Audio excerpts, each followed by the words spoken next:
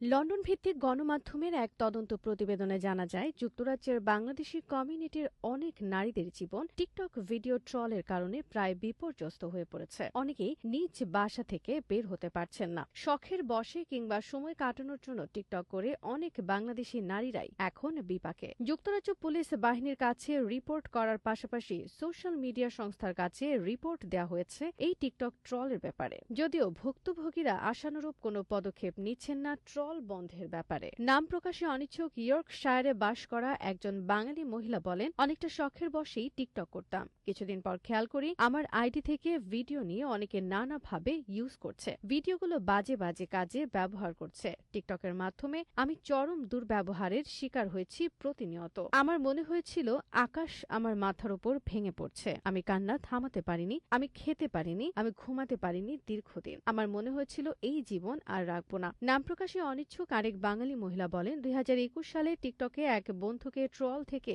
রক্ষা করার পরে তিনিও এই ট্রলের শিকার হন এবং অনেক দুষ্ট মানুষের লক্ষ্যবস্তুতে পরিণত হন। তবে যার বিরুদ্ধে সবচেয়ে বেশি গুরুতর অভিযোগ, তিনি একজন বাংলাদেশি এক নাগরিক। জানা যায় তিনি প্যারিসের শহরতলিতে থাকেন। তার টিকটকে হাজার হাজার অনুসারী রয়েছে। ট্রলকারী ব্যক্তি বিভিন্ন মানুষের সামাজিক মিডিয়া ফিড থেকে টিকটক থেকে ব্যক্তিগত ছবি এবং তথ্য চুরি করেন। সেই তথ্য বিভিন্নভাবে খারাপ উদ্দেশ্যে ব্যবহার করেন। টিকটক লাইভে যান, কখনো কখনো টার্গেট করা ব্যক্তিদের নিয়ে নানা ধরনের আক্রমণাত্মক কথা বলেন এবং ধর্ষণ ও হত্যার হুমকি দেন।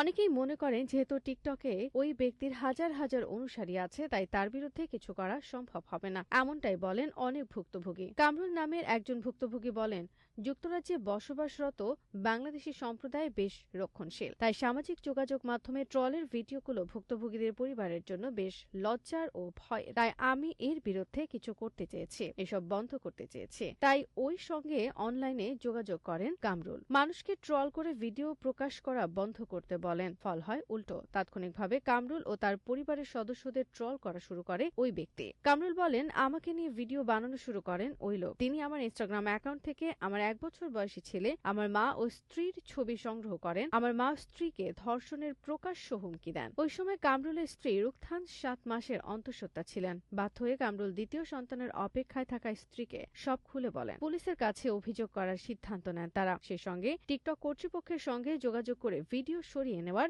অনুরোধ করেন।